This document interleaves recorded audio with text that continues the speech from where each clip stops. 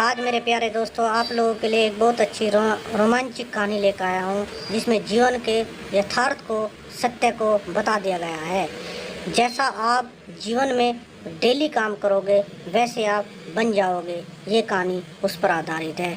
मेरे चैनल को लाइक और सब्सक्राइब और शेयर ज़रूर करना और चलते हैं कहानी की ओर। यह एक बहुत ही प्राचीन कहानी है। एक गांव में एक लड़का रहता था जो कि बहुत ही महत्वाकांक्षी था। उसे अपने जीवन में बहुत बड़े बड़े काम करने थे। इसी कारण गांव के सभी लोग उसे बहुत पसंद भी करते थे और उसकी बहुत तारीफ भी करते थे, क्योंकि वह बहुत ही ज़्यादा मजबूत, मेहनती और बुद्धिमान भी था। उसकी मेहनत और लगन को देखकर सभी गाँव वालों को यही लगता था कि यह लड़का ज़रूर एक दिन कुछ बड़ा करेगा, हमारे गाँव के हालात ठीक करेगा, हमारे गाँव को आगे लेकर जाएगा। और उस जवान लड़के को भी यह विश्वास था कि वह जो चाहे बन सकता है। इसीलिए वह हमेशा चौड़ा होकर चलता था, पूरे आत्मविश्वास के साथ। उसकी आंखों में हमेशा जोश और आत्मविश्वास दिखाई पड़ता था। और यह आत्मविश्वास ऐसे ही नहीं आया था।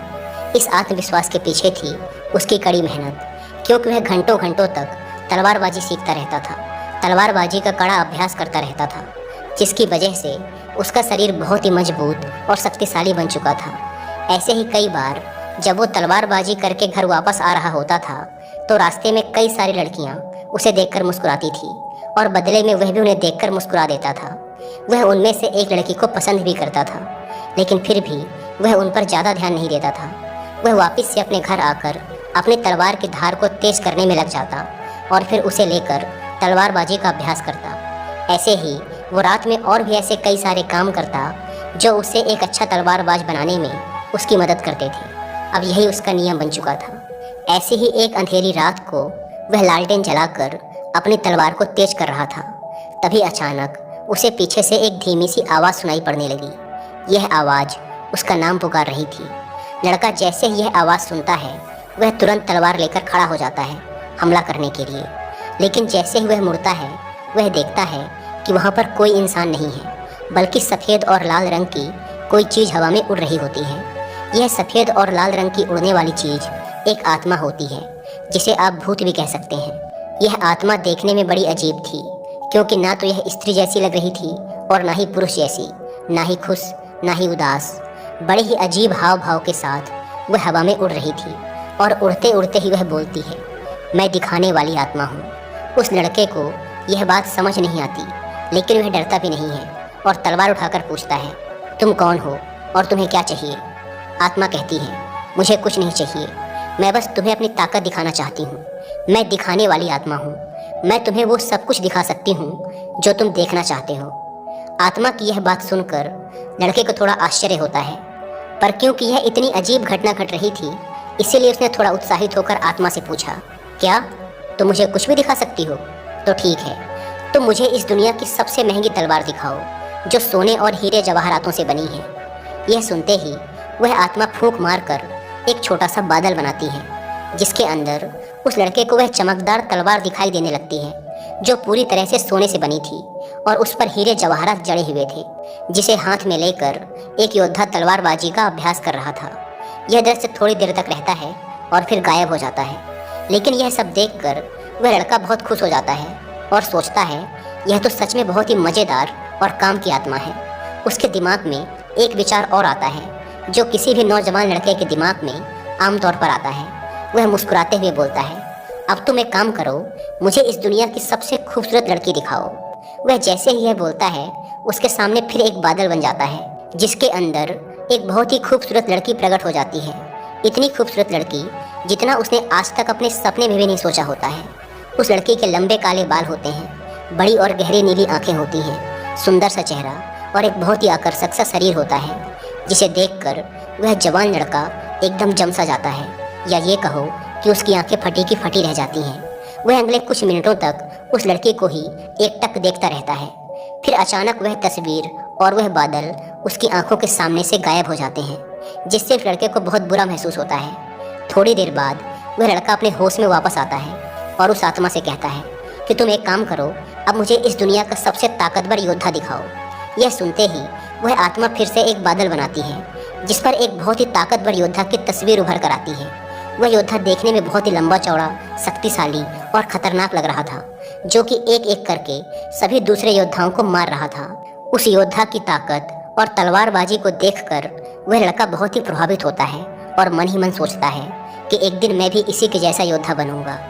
अब ये सब चीज़ें देखने के बाद वह लड़का उस आत्मा से बोलता है, बस अब बहुत हो गया, मैंने बहुत सारी चीज़ें देख ली हैं, अब तुम यहाँ से जा सकती हो। ये बोलने के बाद लड़का वापस से अपनी तलवार की धार को तेज करने में लग जाता है और अपने काम में व्यस्त हो जाता है।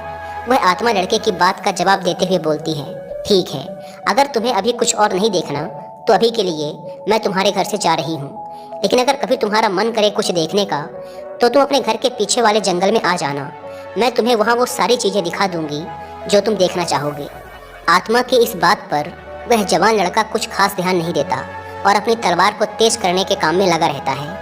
अब जैसे जैसे हफ्ते गुजरते हैं, बीच बीच में उस लड़के को उन सभी चीज़ों की याद आती है जो उसने देखा होता है।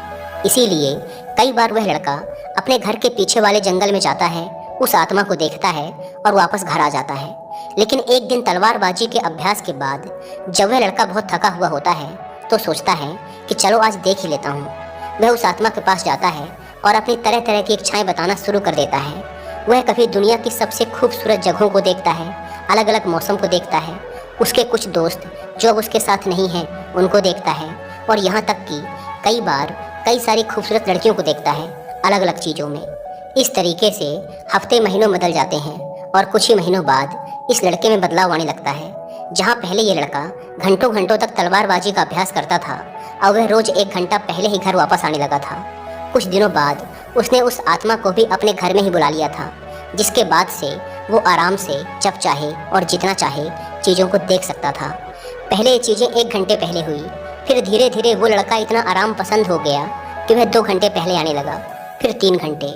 वो कई बार जल्दी घर आकर आत्मा से बोलता, मुझे दिखाओ कि अच्छे योद्धा कैसे लड़ते हैं, और फिर धीरे धीरे यह उसकी आदत बन गई। वह रोज़ अलग अलग योद्धाओं को लड़ते हुए देखता, उनकी लड़ाई का आनंद उठाता और सोचता कि काश मैं भी एक दिन ऐसा बनूं। ऐसे ही धीरे धीरे उसमें बहुत से बदलाव आने लगे। अब जब वो तलवारबाजी का अभ्यास करके घर वापस लौटता और लड़कियां उसे देखकर हाथ हिलाती, तो अब वो उनकी तरफ देखता तक नहीं था, उन्हें पूरी तरह इग्नोर कर देता, क्योंकि अब उसने इतनी सुंदर सुंदर लड़कियां देख ली थी कि अब वह सोचने लगा था कि काश उसे भी एक दिन कोई ऐसी लड़की मिले, और जिस दिन उसे ऐसी लड़की मिल जाएगी वह उससे ही शादी करेगा और उसी के साथ रहेगा जिसके वह लायक है। कई बार वो आत्मा से लड़ाइयाँ दिखाने के लिए कहता, जो उस समय दुनिया भर में चल रही थी। वह उन्हें देखता, उनमें से किसी एक को अपना हीरो बना लेता, उसके लिए चीयर करता, तालियां बजाता, और अगर उसका हीरो हार जाता तो वह उसके लिए दुखी भी होता। उसके बाद वह किसी दूसरे को अपना हीरो बना लेता, उसकी लड़ाई देखता और उसके लिए चीयर करता। अब ये सब चीज़ें करने में उसे बड़ा आनंद आने लगा था। उसे इतना मज़ा आने लगा था कि अब उसने अपने तलवारबाजी के अभ्यास का समय एकदम ना के बराबर कर दिया था, और अब तो वो घर आकर अपनी तलवार को धार भी कभी कभार ही देता था। और कुछ महीने बाद तो उसने अपनी तलवार को तेज करना पूरी तरह से छोड़ ही दिया। कई साल बीत गए और उसकी तलवार ऐसे की ऐसे ही पड़ी रही, जिसमें धीरे धीरे जंग लगने लगी। लेकिन उसे कोई फर्क नहीं पड़ रहा था, क्योंकि उसे मज़ा आ रहा था। वो जो चाहे जब चाहे देख सकता था और खुश हो सकता था। लेकिन जैसे जैसे समय बीतता गया, ऐसा नहीं था कि उसे सिर्फ मज़ा ही आ रहा था। अब धीरे धीरे उसे दूसरे बड़े योद्धाओं से जलन भी महसूस होने लगी थी, क्योंकि वो उनको देखता और फिर अपने आप को देखता तो उसे बहुत दुख होता, क्योंकि अब वह बहुत कमज़ोर हो चुका था, जबकि दूसरे बहुत ताकतवर थे। एक समय बाद उसे ऐसा लगने लगा कि अब वह कभी एक महान योद्धा बन ही नहीं सकता, और दूसरे जो बन रहे हैं वो उससे अलग हैं, उनमें कुछ खास बात है, उनके पास ऐसी बहुत सारी चीज़ें हैं जो उसके पास नहीं हैं, इसीलिए वो कभी एक अच्छा योद्धा बन ही नहीं पाएगा। तो अब तक वो जिन लोगों को अपना हीरो मानता था उनसे ही ईर्ष्या करने लगा, उन्हें गाली देने लगा, उनमें कमियां निकालने लगा। यहाँ तक कि अब अगर वो कभी दौड़ने भी जाता तो अच्छे से दौड़ भी नहीं पाता था। उसका शरीर बहुत भारी हो चुका था, उसे अपनी तलवार और ढाल का वजन भी भारी लगने लगा था। उसकी फुर्ती, चपलता और तलवारबाजी का कौशल भी खत्म होने लगा था। ऐसे ही कुछ साल और बीत गए और अब उस लड़के ने अपने बड़े बड़े सपनों को छोड़ दिया। अब उसे योद्धा नहीं बनना था, अब वह सिर्फ उस आत्मा की सहायता से बार बार कोई न कोई युद्ध देखता और उनमें ही जंग लड़ने की कोशिश करता। यहाँ तक कि अब वो 30 साल से भी ऊपर का हो चुका था, अकेला, अपने जीवन से परेशान, लक्ष्यहीन, और उसके जीवन में कुछ अच्छा था भी नहीं। एक रात जब वह अपने कमरे में बैठा हुआ था और जैसे ही रात के 12 बजे तो कोने में वह जो आत्मा बैठी हुई थी वह अचानक जोर जोर से हंसने लगी। उस आदमी ने उसे देखा और चौंक गया। पिछले 10 सालों में आज तक उस आत्मा ने अपनी कोई भी भावना प्रकट नहीं की थी। वह बस एक गुलाम की तरह चुपचाप उसकी हर एक बात मानती चली आ रही थी। लेकिन आज वो हंस रही थी और आज 10 साल बाद उसने कुछ ऐसा कहा जिसे सुनकर वह आदमी एकदम हक्का बक्का रह गया। उस आत्मा ने कहा, अब मेरा काम यहाँ खत्म हो चुका है, मेरा मकसद पूरा हो गया। डरे सहमे उस आदमी ने पूछा, ये तुम क्या कह रही हो? यह सुन वह आत्मा फिर जोर से हंसने लगी और कहा, अब मुझे वो रहस्य बता ही देना चाहिए जिसे पिछले 10 सालों से मैंने तुमसे छुपा कर रखा था। असल में मैं एक शैतान हूँ, मैं इस दुनिया की सभी बुराइयों की जड़ हूँ। आज रात इस गांव में एक राक्षस हमला करेगा और भविष्यवाणी में यह बताया गया था कि तुम उसी राक्षस को हराने के लिए पैदा हुए थे। तुम इस दुनिया के सबसे महान योद्धाओं में से एक बन सकते थे। तुम हमारी बुराइयों को ख़त्म करने वाले योद्धा थे, लेकिन अब बहुत देर हो चुकी है। अब तुम कुछ नहीं कर सकते। अब हम इस गांव में भयंकर तबाही मचाएंगे और जितनी भी अच्छी आत्माएं हैं हम उन सबको अपने साथ लेकर जाएंगे। ये सब सुनकर उस आदमी के होश उड़ जाते हैं, लेकिन फिर भी चौंका हुआ वह आदमी पूछता है, पर तुमने 10 साल तक इंतजार क्यों किया? तुम तो 10 साल पहले ही मुझे मार सकती थी। तब आत्मा ने कहा, देखो, भविष्यवाणी में यह भी बताया गया था कि तुम्हें इस दुनिया का कोई भी राक्षस, कोई भी शैतान, कोई भी योद्धा हरा नहीं सकता था, और मैं तो बस एक छोटी सी आत्मा हूँ। मैं तो तुम्हें छू भी नहीं सकती थी, लेकिन अगर तुम्हें कोई हरा सकता था तो वो तुम खुद थे। इसीलिए मैंने तुमसे लड़ने की बजाय तुम्हें धीरे धीरे जहर दिया, तुम्हें ऐसी ऐसी फैंटेसी दिखाई, ऐसी ऐसी चीज़ें तुम्हारे साथ करी जिससे तुम अपने लक्ष्य से भटक गए और धीरे धीरे कमज़ोर होते चले गए। आज तुम इतने कमज़ोर आदमी बन चुके हो जो ना तो अपनी रक्षा कर सकता है और ना ही इस गांव की। यह सुनते ही उस आदमी का दिमाग एकदम हिल गया। उसे जोर का सदमा लगा। उसके पेट में दर्द चालू हो गया, इतना दर्द कि वह वहीं ज़मीन पर गिर पड़ा।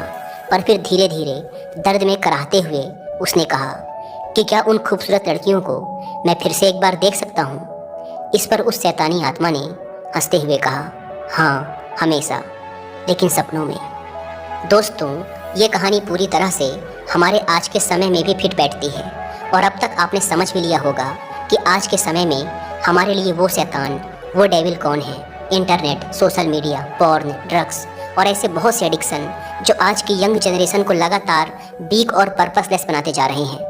हर एक इंसान जिसने अपने बचपन में कुछ सपने देखे थे वह उन सपनों को काफ़ी हद तक पूरा कर सकता है, लेकिन जैसे जैसे वह बड़ा हुआ उसे आराम की लत लग गई। बिना मेहनत के चीज़ों को पाने की आदत पड़ गई, काम को टालना उसकी आदत बन गई। उसने ऐसे ऐसे एडिक्शन पाल लिए जिसने उसे उसके लक्ष्य से भटका दिया। इसीलिए वह बड़ा तो हुआ लेकिन उसके सपने छोटे होते गए और अंततः उसने अपने ड्रीम्स को गिव अप कर दिया। आज के समय में इंसान का जीवन इतना आसान हो गया है जितना पहले कभी नहीं था। आज वह इंटरनेट के थ्रू जो चाहे जब चाहे देख सकता है और खुश हो सकता है। उसे इसके लिए कोई मेहनत नहीं करनी पड़ती। आजकल डेली नीड्स की चीज़ें भी बहुत ही आसानी से उपलब्ध हैं, जिसके लिए पहले इंसान को काफ़ी शारीरिक मेहनत करनी पड़ती थी। आज का मैन जो वो बनना चाहता है उस काम को और उसके रिजल्ट को इंटरनेट पर बड़ी ही आसानी से देख सकता है और खुश हो सकता है, जिससे उसके दिमाग को सस्ता डोपामिन मिल जाता है। अब क्योंकि दिमाग को उस रिजल्ट का डोपामिन मिल चुका है, इसीलिए वो उस इंसान को उस रिजल्ट को रियल लाइफ में हासिल करने के लिए पुश नहीं करता। इसके बजाय वो और सस्ते डोपामिन की तलाश में इंसान को ऐसे ही और चैलेंजेस को इंटरनेट पर देखने और उसके लिए खुशी मनाने के लिए मोटिवेट करता रहता है, जिससे इंसान इस फेक हैप्पीनेस हार्मोन का आदी हो जाता है और रियल लाइफ में चैलेंजेस को फेस करने से भागने लगता है, जिससे आज के मैन का testosterone level, muscularity and toughness लगातार नीचे गिर रहे हैं, जिससे वो लगातार वीक और पर्पसलेस बनता जा रहा है। इसीलिए ये ज़रूरी है कि हम अपनी इस फेक और वर्चुअल दुनिया से बाहर आकर रियल लाइफ में चैलेंजेस लें और उन्हें पूरा करें। लेकिन इसमें सबसे ज़रूरी चीज़ है फोकस। बिना फोकस के किसी भी लक्ष्य को हासिल नहीं किया जा सकता। तो ज़रूरी है कि हम हर तरह के एडिक्शन से अपना ध्यान हटाकर अपने काम पर लगाएं। लेकिन आजकल की दुनिया में इंटरनेट से डिस्ट्रैक्ट हुए बिना रह पाना लगभग असंभव है। इसीलिए जितना हो सके खुद को हर तरह के डिस्ट्रैक्शन से दूर रखकर अपने लक्ष्य पर फोकस करने का प्रयास करो, क्योंकि डिस्ट्रैक्शन हमारे सपनों को बस सपना बनाकर छोड़ देता है। आगे फिर मिलते हैं एक नई कहानी के साथ। मेरे चैनल को लाइक और सब्सक्राइब और शेयर ज़रूर करें।